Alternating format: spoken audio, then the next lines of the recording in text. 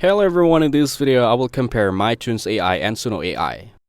MyTunes AI and Suno AI both utilize artificial intelligence to assist users in creating music, but they cater to different users' needs and offer distinct features.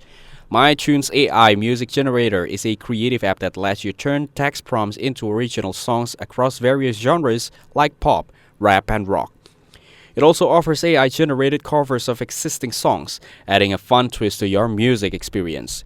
The interface is sleek and easy to navigate, making it accessible for both beginners and seasoned creators.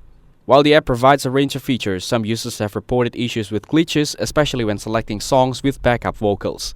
Additionally, there have been concerns about the frequency of new voice additions, with some users noting that the promised updates haven't been delivered consistently.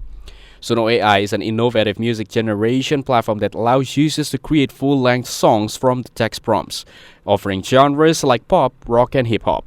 Its intuitive interface making it accessible for both beginners and experienced creators. The platform provides a free plan with daily credits, enabling users to generate up to 10 songs per day. For extensive features, paid plans are available, offering additional credits and faster processing times.